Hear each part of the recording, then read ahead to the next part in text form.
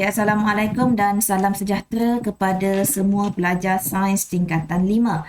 So, kita jumpa lagi hari ni, okay, untuk kelas kita, kelas sains, okay, kelas sains untuk hari ini, okay.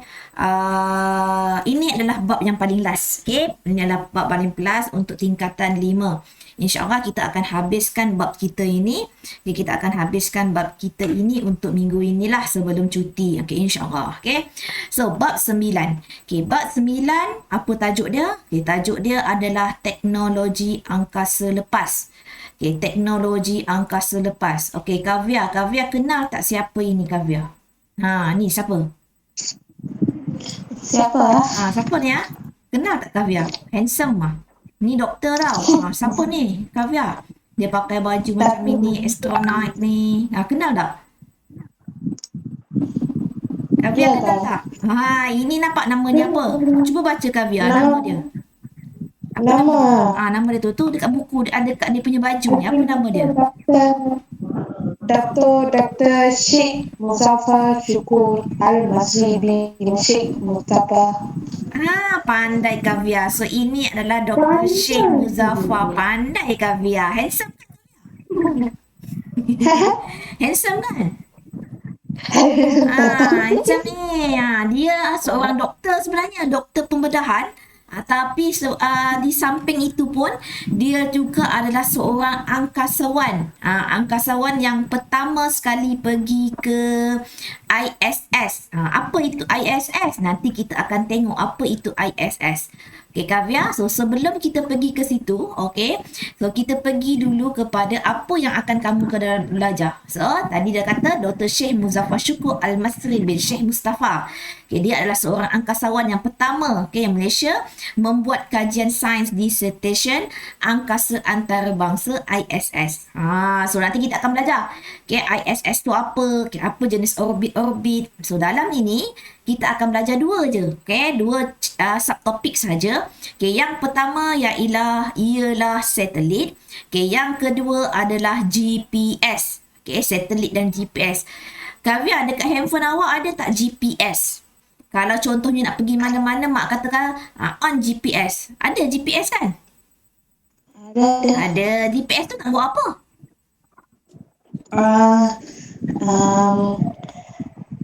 Nak tunjuk arah, pergi mana? Nak pergi rumah Pak Wer lah tu. Tak ada cikgu. Okay, GPS ni saya, yelah, semua orang akan selalu guna kalau nak cari tempat, address mana-mana yang kita tak tahu kan. So, GPS tu hari ni kita nak belajar satelit dulu.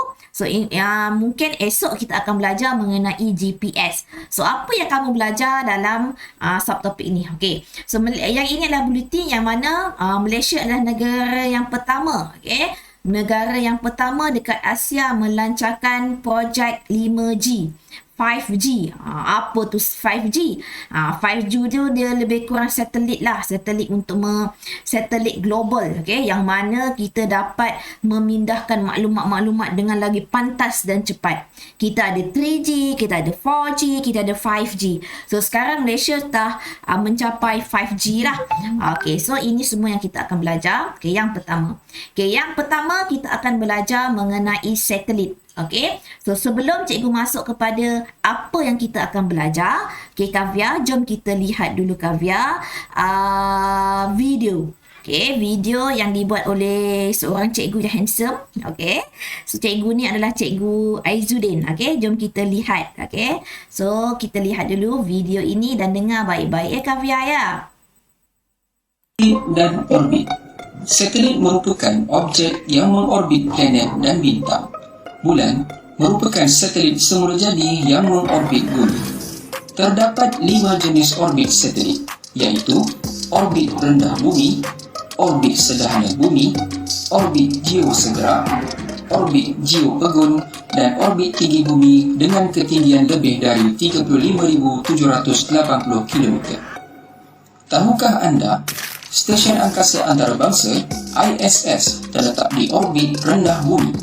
Stesen ini diwujudkan bagi tujuan penyelidikan aeroangkasa. Bentuk orbit terbahagi kepada dua, iaitu bulatan dan elips.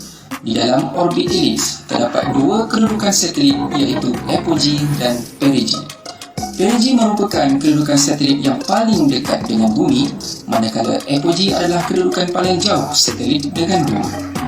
Semakin tinggi orbit satelit, semakin rendah laju satelit. Ini disebabkan oleh daya tarikan graviti yang semakin berkurang. Okey, itu sahaja untuk video ini. Okey, apa yang Kavia faham mengenai video tadi, Kavia? Tak ada faham. Tak ada faham. Okey, so kita nak bagi faham sebelum tu saya nak terangkan dulu, okey. Nanti cikgu dah habis ni, cikgu akan bagi balik lagi video, nanti mungkin kamu akan faham. Sebenarnya video tu akan ditayangkan apabila kamu dah belajar, okey. So, nanti cikgu akan tayang lagi sekali. Okey, satelit. Okey, apa itu satelit? Okey, jom kita belajar apa yang kamu belajar dalam satelit. Okey, satelit. Okey, satelit cikgu buat slow-slow ya. Okey, satelit ya, dia adalah merupakan objek. Dia adalah satu objek yang mengorbit planet. Tahu tak apa maksud mengorbit? Mengorbit tu maksudnya dia mengelilingi planet. Okey, planet atau bintang. Okey, sebagai contoh, okey, bulan. Bulan, kamu tahu bulan dekat mana? Bulan dekat dengan bumi lah. Okay, bulan pun adalah satu satelit. Tapi bulan ini adalah sejenis satelit semula jadi. Maksudnya bukan buatan manusia. Itu buatan Tuhan. So, dia pun kategori satelit. Tapi dia adalah kategori satelit semula jadi. Okay, yang mengorbit bumi. Yang mengorbit bumi itu maksudnya dia mengelilingi bumi. Okay. Selain daripada satelit semula jadi yang tadi, bulan. So, selain daripada itu, ada juga satelit buatan manusia. Okey. So, apakah jenis-jenis satelit tersebut? Okey, jom kita belajar. Okey, jenis-jenis orbit satelit. Okey, orbit satelit. Okey. Yang macam tadi, video yang tadi dia kata, okey, satelit kita ada orbit satelit kita ada 5 jenis. Okey. Kita ada 5 jenis. Okey, kita tengok one by one. Kavia, kita jangan gabra sebab benda ini baru pun kita belajar. Okey. So, satelit yang pertama. Okey, satelit yang pertama adalah satelit orbit rendah bumi. Okey, dalam bahasa Inggeris dia adalah low earth orbit ataupun LEO. Okey, orbit rendah bumi. Okey, LEO yang mana ketinggian orbit itu ialah 180 hingga 2000 km.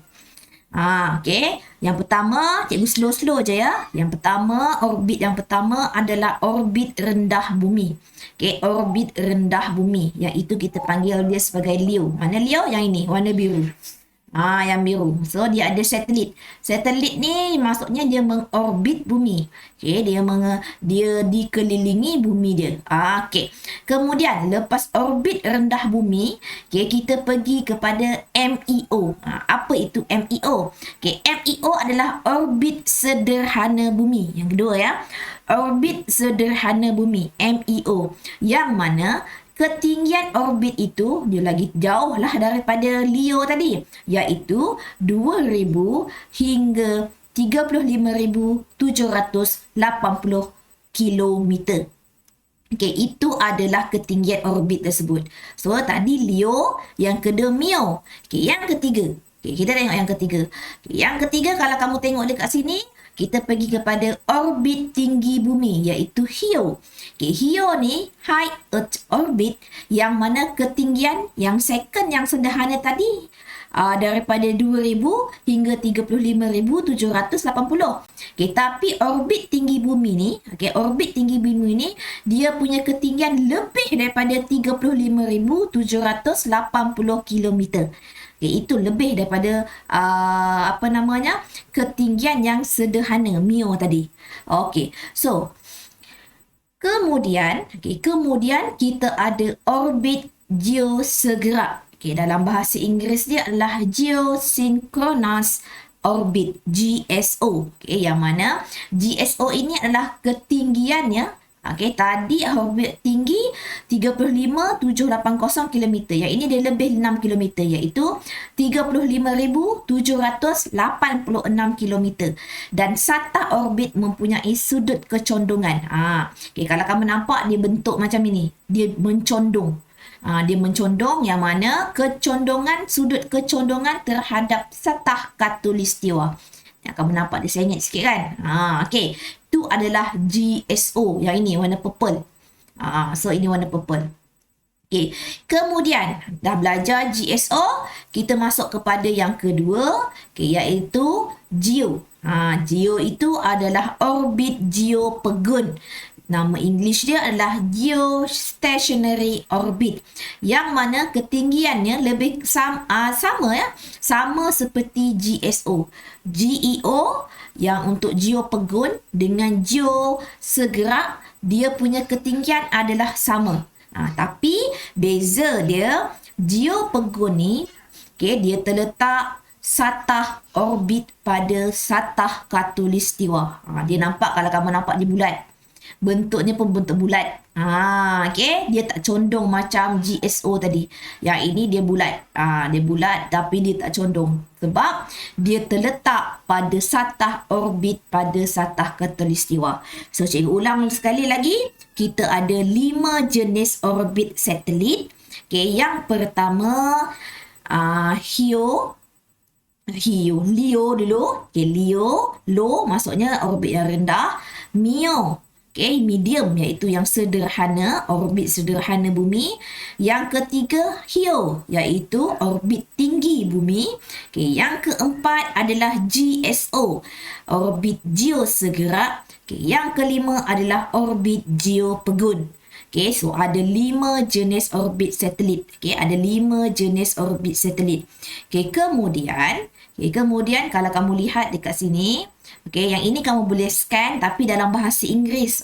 Kalau faham bahasa Inggeris, boleh scan. Dia ada maklumat mengenai orbit GSO dan GEO dan jenis-jenis orbit. Kamu boleh scan dan baca sendiri. Panjang juga artikel dia. Kita dah belajar 5 jenis orbit satelit.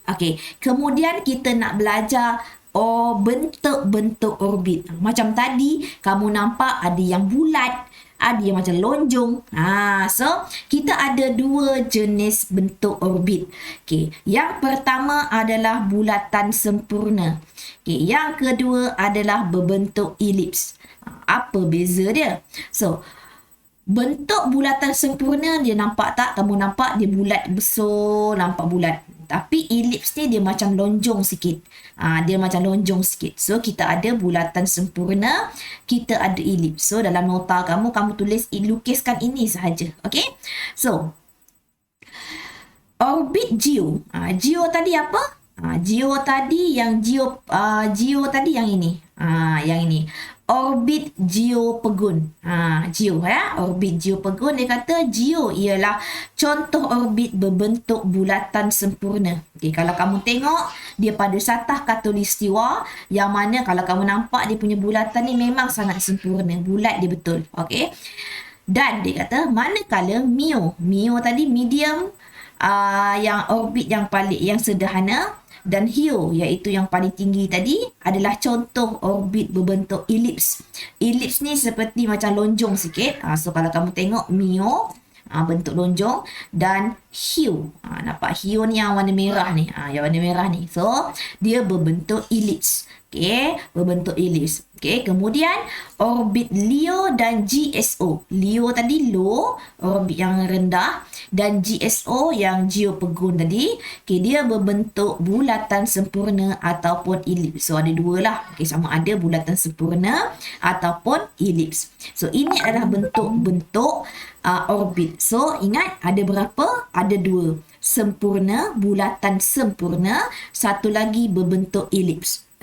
Kita dah belajar jenis-jenis satelit orbit. Kita dah belajar mengenai bentuk-bentuk orbit. Kemudian kita masuk pula mengenai satelit apogee dan perigee. Apa tu? So ini nama dia. Namanya satelit. Nama satelit. Kita yang mengelilingi di sekelilingi bumi. Okey. So, tengok betul-betul apa yang cikgu nak terang. Sebab ini adalah topik yang baru dalam KBSM. So, cikgu pun first time ajar benda ini. So, kita sama-sama belajar. Okay? So, bagi satelit orbit ellipse. Yang mana? Bentuk yang macam ini. Orbit yang berbentuk begini. Bentuk ellipse yang ni. Terdapat dua kedudukan yang tertentu dalam orbit. Maksudnya, apogee dan perigee adalah dua kedudukan satelit. Okay? Apa itu perigee? Apa itu apogee? Okey, tengok betul-betul. Apogee ni menunjukkan kedudukan satelit, okey, dalam orbit ellipse, yang mana kedudukan satelit itu paling jauh. Okey, kalau kamu nampak apogee ni, satelit yang pada kedudukan apogee ni, kedudukannya adalah jauh berbanding dengan bumi, so jarak dia adalah bumi jauh. So apogee kedudukan satelit yang paling jauh. Okey, bagaimana pula dengan perigee? Perigee pula adalah maksudnya kedudukan satelit yang paling dekat dengan bumi ataupun planet-planet bintang ke, planet ataupun bintang yang dikelilingi oleh satelit tersebut. Okey. So, apogee dan perigee adalah kedudukan satelit. Dua kedudukan satelit. So, dalam nota kamu, kamu tulis kedudukan satelit. Ada dua. Yang pertama, apogee. Yang kedua adalah perigee. Apogee adalah kedudukan satelit yang paling jauh. Kemudian perigee pula adalah satelit yang dekat dengan planet ataupun bintang. So, kita ada kedudukan satelit yang berbeza. Sebenarnya dekat setiap planet ni, dia ada contohnya bumi, dia ada satelit-satelitnya yang tertentu. Setiap negara dia ada satelit dia tertentu. So, kemudian apa itu satelit? Jangan nak tanya saya pula. Satelit tu adalah kita nak bagi signal ataupun maklumat dekat bumi ni. Data-data macam kita punya maklumat macam mana kita boleh menghubungi orang dekat USA. Macam mana kita boleh hubungi orang yang dekat United Kingdom, dekat Mesir semua. Ini semua adalah hubungan yang diberikan, yang mana maklumat dipindahkan melalui satelit kita. Macam radio pun sama juga. Dia menggunakan sistem satelit. So, hubungan antara ketinggian orbit dengan halaju satelit. Yang ini pula adalah dia nak kaitkan. Tadi kita dah belajar bentuk orbit. Kita dah belajar di mana kedudukan satelit yang jauh, kita panggil dia sebagai apogee, yang dekat kita panggil dia sebagai perigee. Yang ini pula dia nak kaitkan mengenai ketinggian orbit dengan halaju. Tadi kita dah belajar mengenai jenis-jenis satelit. Jenis-jenis satelit orbit. Kita ada LEO yang dekat dengan bumi. Kita ada MEO. Kita ada HEO. Ini adalah kiranya orbit satelit yang dekat dengan bumi adalah LEO. So, dekat sini, ini adalah jenis orbit satelit mengikut kepada ketinggian orbit. So, tadi dah belajar. Untuk LEO, LEO ni dia punya altitude dia adalah 705 km. Maksudnya dekat dengan bumi. Dan kelajuan dia adalah 27,500. Maksudnya yang dekat dengan bumi, dia punya halaju adalah tinggi. Kita tengok pula MEO. MEO pula altitude dia, kedudukan dia pada 20,200 km. Laju dia pula 13,900. Maksudnya yang dekat MEO tadi, dia punya halaju semakin rendah berbanding dengan LEO. Kita tengok HEO pula. HEO altitude dia jauh daripada bumi. Yang mana dia punya halaju hanyalah 11,100 km per jam. Maksudnya semakin jauh ataupun semakin tinggi orbit satelit, semakin tinggi orbit satelit, contohnya HEO tadi, semakin rendah halaju satelit. So, nampak tak? Halaju dia, kalau kamu nampak, dia punya kelajuan dia adalah semakin berkurang.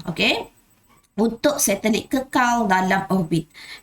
Sebab apa? Okay, ini disebabkan oleh daya tarikan graviti. Okay, ini disebabkan oleh daya tarikan graviti satelit semakin berkurang, okay, apabila ketinggian satelit meningkat. Okay, saya ulang lagi sekali, semakin jauh, okay, ataupun semakin tinggi orbit satelit, semakin tinggi orbit satelit, okey, semakin tinggi orbit satelit yang ini ketinggian, semakin rendah dia punya halaju. Kenapa? Sebab daya tarikan graviti dia semakin berkurang. Okey, daya tarikan graviti dia semakin berkurang. Okey, dengan apabila ketinggian satelit itu semakin meningkat. Okey, so faham tak Kavya setakat ini?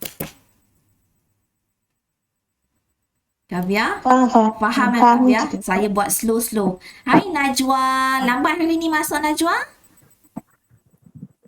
Najwa dah lama. Dah lama masuk? Oh, cikgu baru perasan. Hai Najwa.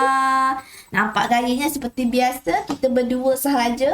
Kita ada anak murid saya berdua sahaja. Okey, so cikgu tak apa, kita slow-slow belajar bab ni. Jangan rushing sangat. Ini pun dah bab 11, so kita tak payah nak laju-laju sangat.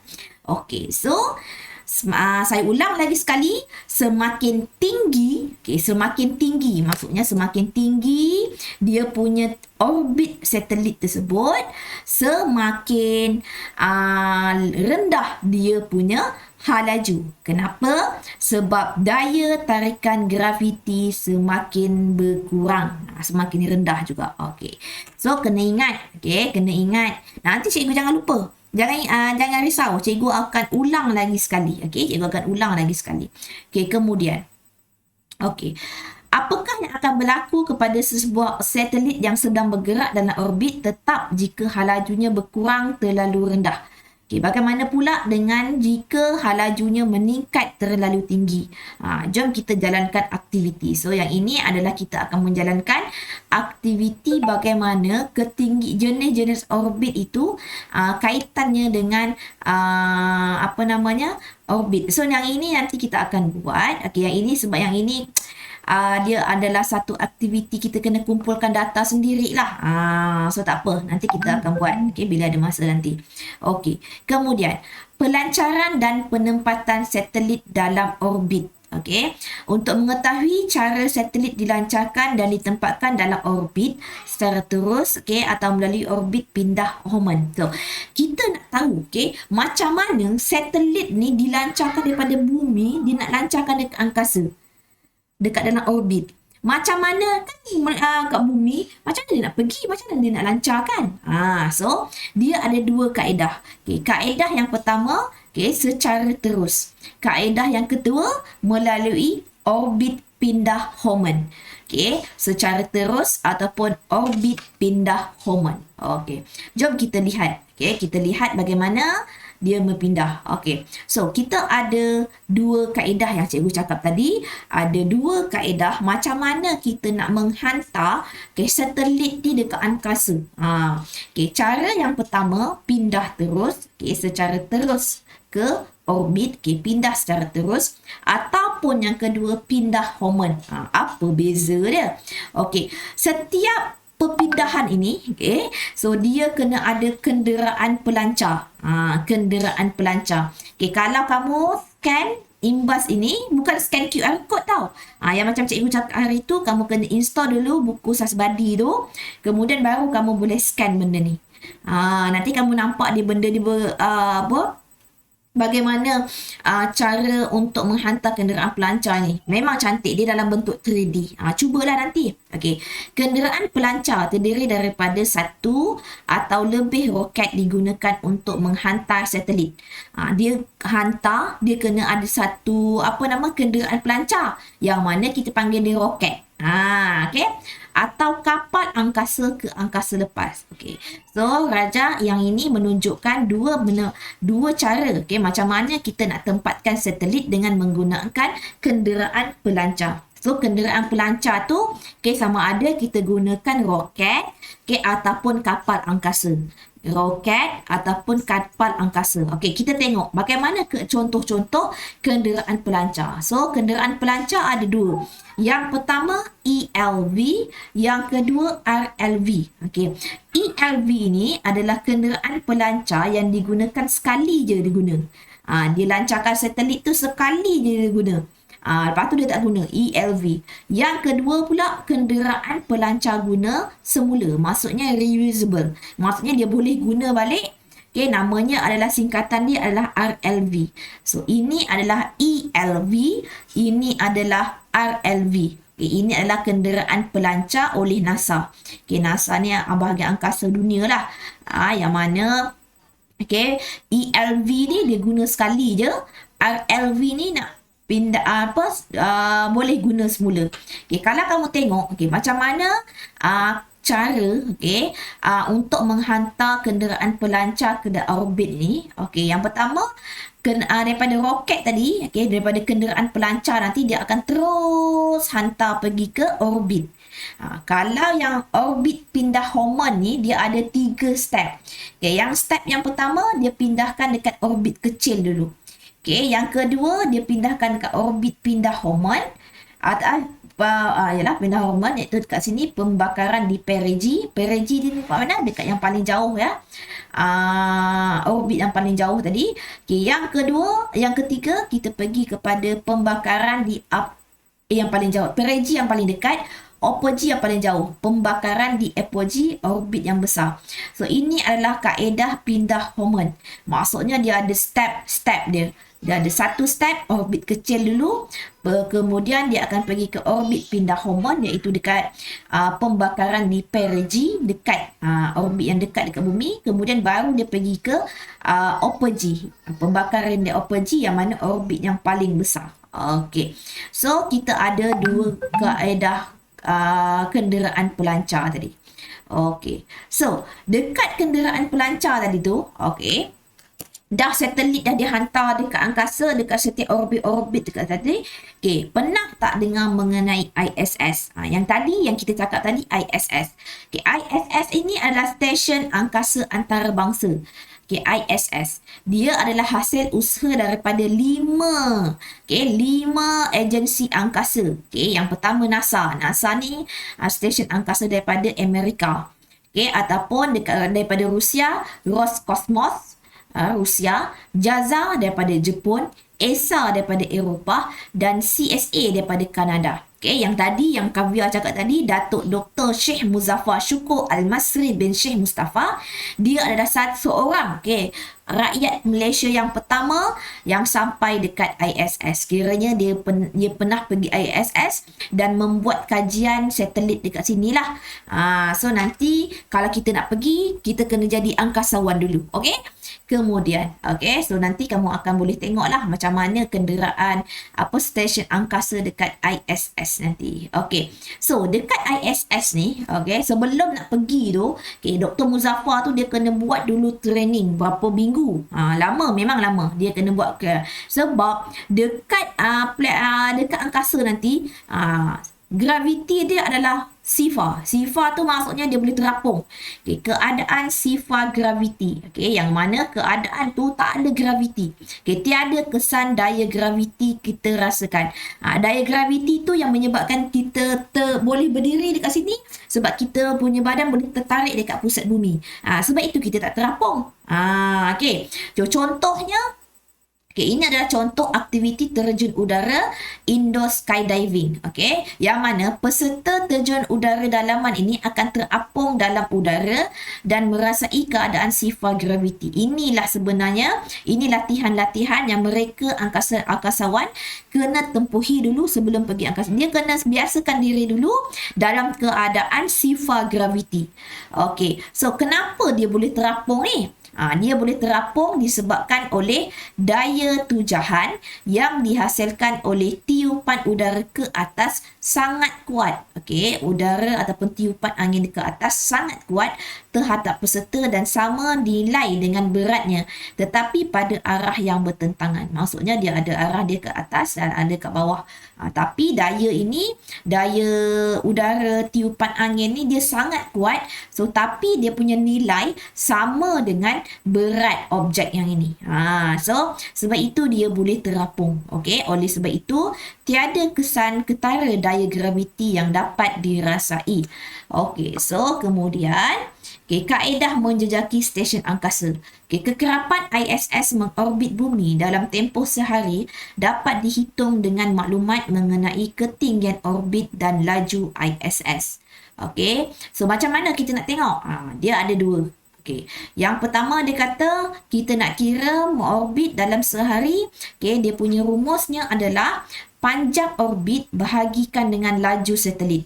Okey, nak dapatkan panjang orbit, okey, 2 pi kalikan dengan ketinggian orbit tambah jejari bumi bahagikan dengan laju satelit. Contohnya ISS. Okey, dalam ISS ni dia mengorbit dalam sehari. Okey, panjang orbit dia adalah 86,400 saat dalam masa satu hari. Okey, bahagikan dengan tempoh orbit dia berapa, laju dia. So nanti kamu akan dapatlah bagaimana ISS ni mengorbit bumi dalam sehari. Okey, so ini kena buat dalam bentuk pembincangan. Okey, bagaimana pula kamu nak tentukan menjejaki kedudukan stesen angkasa dengan menggunakan aplikasi telefon pintar? Kamu punya smartphone tu, macam mana kamu nak tahu kat mana kedudukan ISS? Dalam tangkapan skrin. So dalam ini tangkapan skrin pintar yang menunjukkan kedudukan pemerhati ISS dan orbit ISS. So macam mana? So nanti kamu boleh tengok search dekat dalam internet bagaimana kamu nak screenshot kedudukan orbit dengan kamu punya kedudukan. Okey. So apa kesan-kesan perkembangan pesat teknologi? Negara ini dia hantar satelit pelancar tadi kan, pelancar tadi, so dia akan guna sekali je. Dia tak akan kembali ke bumi, dia akan terapung dekat angkasa kita. So bila guna sekali je, so bila ramai banyak negara yang melancarkan satelit ini, so kenderaan pelancar ini salah satu dia akan menyebabkan bahan buangan dekat angkasa lepas ni sebenarnya bukan dekat bumi je banyak bahan buangan. Sebenarnya dekat angkasa lepas pun banyak bahan buangan. Yang mana bahan buangan di angkasa lepas yang kita panggil space junk tadi, semakin bertambah. Yang ini buat lancarkan pelancar dia, satelit dia, yang ini negara ini pun melancarkan. So dia hanya boleh sekali je, tak akan hantar balik ke bumi, tak. Dia tidak boleh dia hantar ke bumi balik. Dia akan berada di angkasa sebagai sampah-sampah dekat angkasa, yang mana bahan buangan ini yang kita panggil space junk tadi, dia merupakan satelit yang tidak berfungsi, yang non-function dah, yang mana bahagian ELV. ELV tu maksudnya yang guna sekali je. Yang boleh guna sekali tu nak guna kat mana? So serpihan-serpihan satelit yang dihasilkan daripada pelanggaran antara satelit, roket yang habis dibakar dan sebagainya. So banyak sangat space junk ni. Satelit, serpihan-serpihan satelit, roket-roket yang habis dibakar. Roket tadi yang laju tadi tu dah habis dibakar tu sekali je lah guna. So nak guna bila? Dia tak boleh dia hantar ke bumi balik, dia akan terus dekat angkasa tu dengan sendiri je. Itulah kita panggil space junk.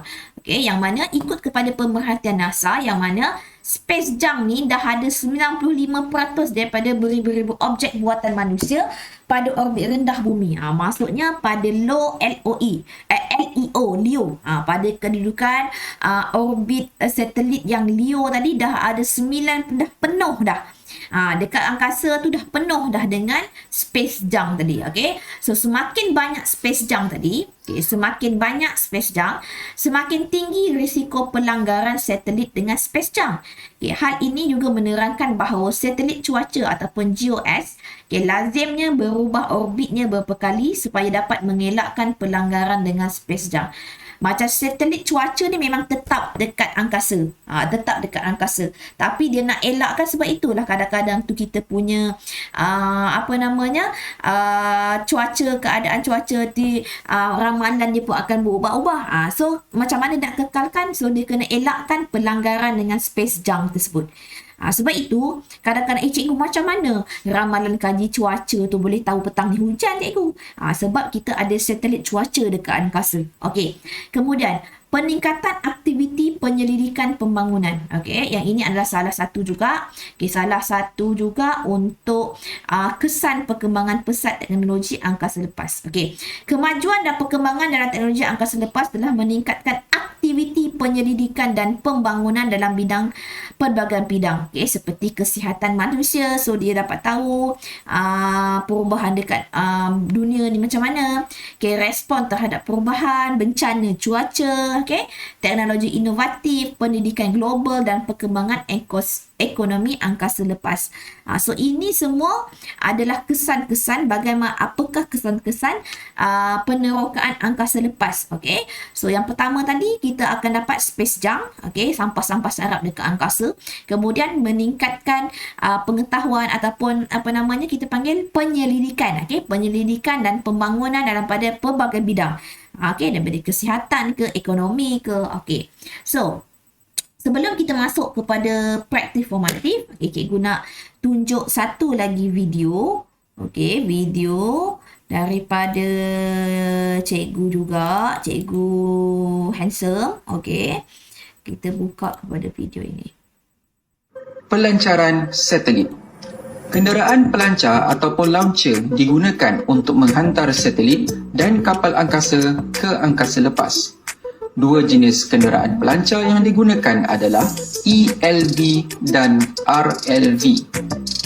Satelit akan ditempatkan ke dalam orbit dengan cara pindahan terus ke dalam orbit atau melalui orbit pindah Hohmann untuk bergerak ke orbit yang lebih tinggi. Kesan perkembangan pesat dalam teknologi angkasa lepas. Bahan buangan ataupun space junk semakin bertambah. Dianggarkan sebanyak 6,542 satelit sedang mengorbit bumi dan dari jumlah tersebut sebanyak 3,170 satelit tidak aktif. Apabila bahan buangan semakin bertambah, risiko pelanggaran satelit boleh berlaku. Untuk mengelakkan hal ini, kebanyakan jenis satelit sekarang menyediakan alat pemusnah sendiri ataupun self-destruct. So, apa yang kamu nampak? Yang tadi, yang space junk tadi, so dia boleh, dia sekarang ni canggih, dia dah boleh buat pemusnah sendiri, yang mana dia akan musnah dekat angkasa dengan sendiri. Okay, itu adalah salah satu sistem kita yang sangat canggih lah sekarang ni kan.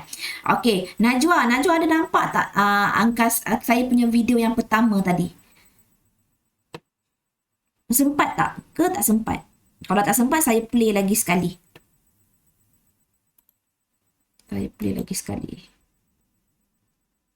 Rasanya Najwa tak dapat. Okay, Najwa tengok ni ya. Satelit dan orbit. Satelit merupakan objek yang mengorbit planet dan bintang. Bulan merupakan satelit semula jadi yang mengorbit bumi.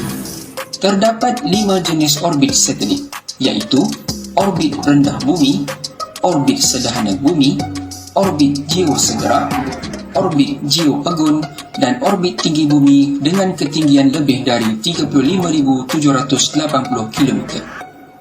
Tahukah anda, Stesen Angkasa Antarabangsa ISS terletak di orbit rendah bumi. Stesen ini diwujudkan bagi tujuan penyelidikan aeroangkasa. Bentuk orbit terbahagi kepada dua, iaitu bulatan dan elips. Di dalam orbit elips terdapat dua kedudukan satelit, iaitu apogee dan perigee. Perigee merupakan kedudukan satelit yang paling dekat dengan bumi, manakala apogee adalah kedudukan paling jauh satelit dengan bumi. Semakin tinggi orbit satelit, semakin rendah laju satelit. Ini disebabkan oleh daya tarikan graviti yang semakin berkurang. Okey. Boleh? Kavya dah boleh faham tak? Boleh. Okey, jom kita tengok praktis formatif 9.1. Okey, semua tulis ya. Praktis formatif 9.1. Okey. Praktis formatif 9.1. Okey, nyatakan 5 jenis orbit satelit. Ini Kavia boleh jawab. Okey, nyatakan 5 jenis orbit satelit. Yang atas mula-mula tadi. Yang pertama apa Kavia? Orbit rendah bumi. Okey, yang kedua? Orbit sederhana bumi. Okey, yang ketiga? Orbit tinggi bumi. Okey, yang keempat? Orbit geosegerak. Okey, yang kelima? Orbit geopegun. Pandai. So, kita ada 5. Okey, yang kita ada 5 satelit. Terima kasih Kavia. Okey, kita ada 5 jenis orbit satelit. Okey. Leo, Mio, Hio, Geo dan GSO. So, benda itu kena ingat ya. Kena ingat. Okey. So, kita dah belajar satelit. Okey, yang kedua. Okey, apakah soalan yang kedua? Kita tengok soalan yang kedua. Okey, soalan yang kedua dia minta lukiskan satu rajah untuk menunjukkan apogee dan perigee satu satelit dalam orbit elips. Kemudian dia kata terangkan apogee dan perigee satu satelit dalam orbit. So yang ini adalah muka surat yang atas tadi, kedudukan namanya satelit tadi, okay, perigee dan apogee yang ini. So nanti tolong lukiskan, so tinggalkan ruang dulu, okay, lukiskan ataupun bolehlah photostat.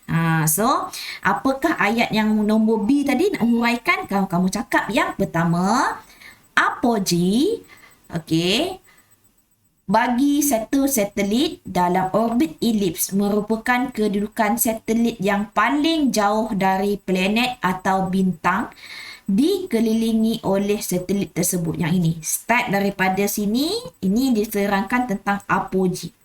Okay. So, kalau dia tanya tentang perigee pula, macam mana? So, kamu cakaplah. Perigee pula, okay, perigee pula, okay, kamu cakap perigee. Okay, soalan ni, bagi satu satelit dalam orbit, salin balik. Okay, satelit dalam orbit elips merupakan kedudukan satelit, salin balik, yang paling dekat. Perigee yang paling dekat. Yang paling dekat. Yang paling dekat dari planet atau bintang yang dikelilingi oleh satelit tersebut. So ada dua. Okay, cikgu ulang lagi sekali. Kita ada apogee, okay, kedudukan satelit yang paling jauh, okay, dalam orbit elips. Okay, dalam orbit elips. Okay.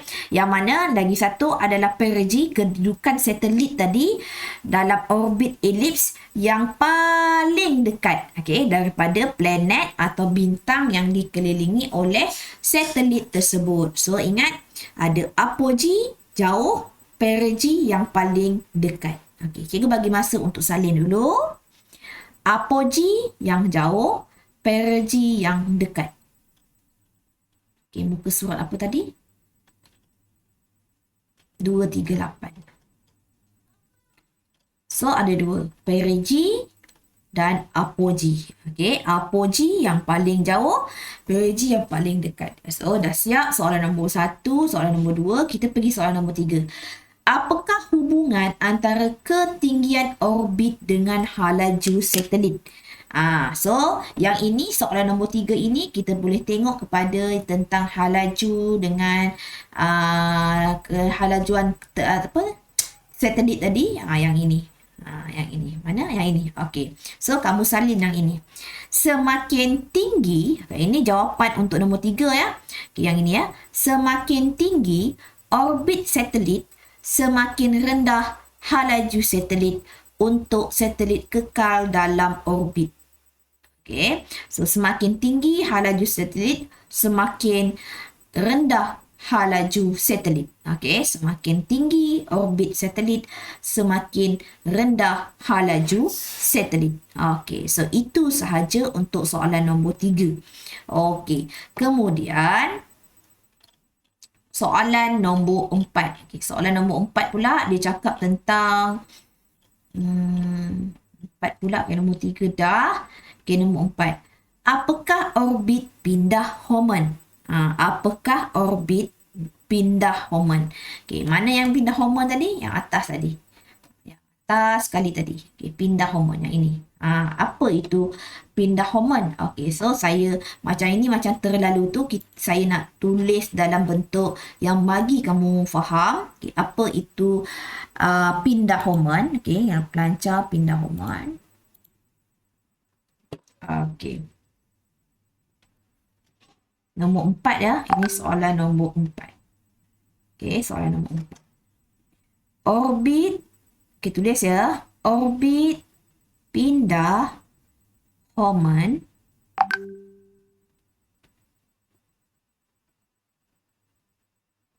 pindah hormon ialah orbit berbentuk elips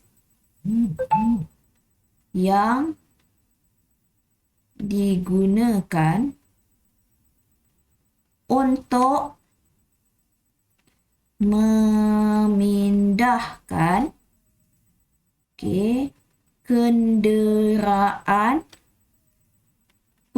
kenderaan pelancar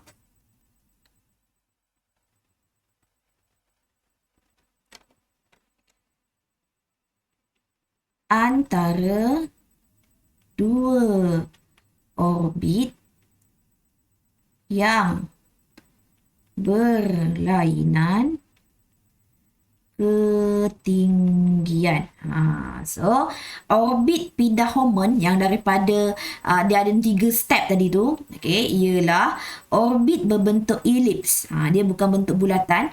Yang digunakan untuk memindahkan kenderaan antara dua orbit yang berlainan ketinggian. So, dua ketinggian yang berbeza lah. Tadi ada low, LEO, ataupun nak pergi ke HOE. Contoh. So, daripada dua ketinggian yang berlainan. So, namanya adalah orbit pindah hormon. Satu lagi pindah terus kan. Ini adalah orbit pindah hormon. Salin dulu. Slow-slow je kita buat.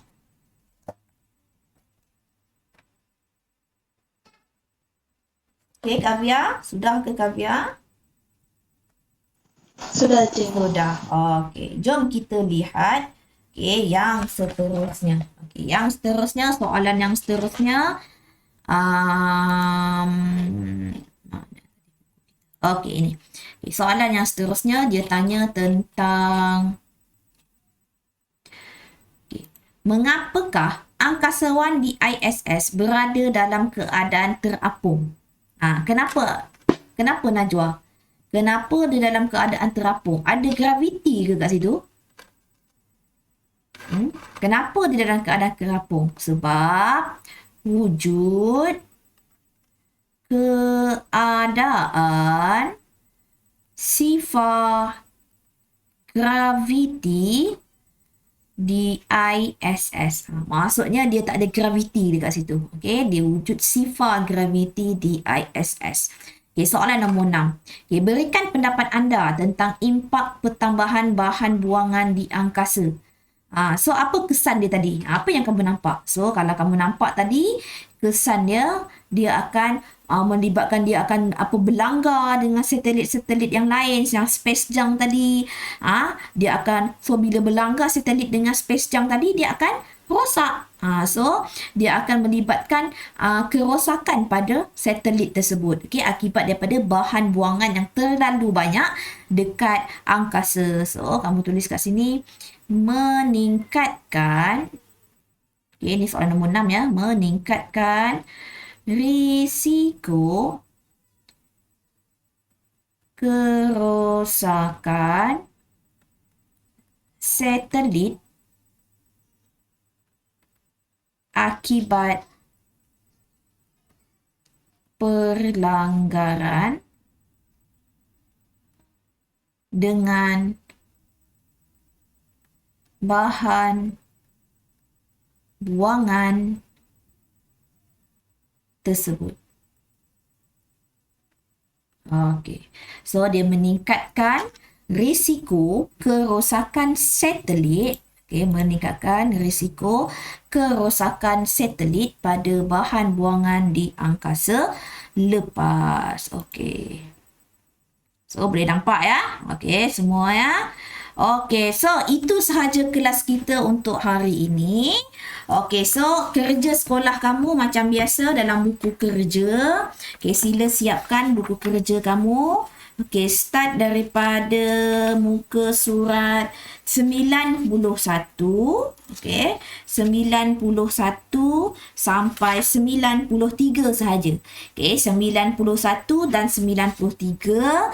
Okey, snap gambar, masuk di dalam Google Classroom. Najwa tak pernah lagi hantar dekat Google Classroom. Oh, ada sekali. So Najwa nanti hantar ya dekat Google Classroom ya. Okey, so itu sahaja untuk kelas kita hari ini. Okey, sebelum kita tamat, saya nak bagi kamu tu tengok keadaan dekat angkasa. Dalam apa namanya? Dalam Yeah, you can push the buttons. So he just grabs a stick and he sticks it up there. kenderaan pelancar. Yeah, it's a fancy Fly a And, spaceship. I can, So dalam ni, I can nampak tak? control some of Sempit these kan? valves. Please, Ini man. kenderaan pelancar. So, The ini Soyuz dock. keadaan-keadaan Soyuz kat gets sini. up. No idea what happens in between. There's a little bit that Okay. happens in between. Okay. Ini So dekat the space ride station. from ground to space, that's 9.5 minutes. Actually takes you up to the space station in this spiral orbit, and that's not what happens at all. You know what I used to think? What's I used to think Kau the nampak rocket just lebih went straight langgar up to tau. the space station. Tengok, roket Yeah, pelancar. I get it. I never thought that it actually tracks down range. So, what is the moment where you're like, "Holy cow, I'm in space"? When does that happen? That moment is very clear. It's exactly when your third stage cuts Nampak tak? off. So that's 9.5 minutes in, and you're no longer under power flight. Your booster falls away. The rocket's not going to fall back down. It's not going to have a lot of drag on it, so it'll just stay up there. And then from there, we're going to do a series of burns. And in the Soyuz, we do 7 burns. Nampak tak? Okay, but the first 2 are just going to be a straight up Hohmann transfer. Okay, gotcha. Okay, let me explain that. A Hohmann transfer. Side, Hohmann and then transfer. 45 minutes later for us, you're Yeah, going to ini do another burn Hohmann because you'll be on the transfer. other side of the planet. It's a little less than 45 minutes. Gotcha. Okay. But then that'll turn one circular orbit into another circular orbit that's either a little bigger or smaller. Dekat Got mana? it. 2 burns, Apogee ke Hohmann perigee? transfer. Exactly. So then the second maneuver is it's actually a little trick. We don't know on that booster, we don't know exactly where it's going to insert us into orbit. So we could be a little high, we could be a little low, a little fast, a little slow. So then that second maneuver, Why is that? Is it because every rocket's not the same? It's a little bit different. This is what we're going to do. These next two burns are just going to correct for our dispersion errors. And now we're what we call phasing with the space station. So we're going to stay in this phasing orbit until the space station is kind of where it needs to be. Oh, okay, I got it. If you are closer to the Earth, you're actually orbiting the Earth quicker, right? That's correct. Okay, so what is it on station? It's every 90 minutes you go around the Once Earth. every 90 minutes. So when you're a little bit lower, it's once every 86 minutes. You know, it's a little bit faster. Okay, so that's the purpose of the phasing orbit then. Catch up with the space station. Okay, got it. So that's our timing. That's our timing. So now we're 4 burns in. Okay, But now so we've done our Hohmann Our transfer. Hohmann transfer to build our orbit up.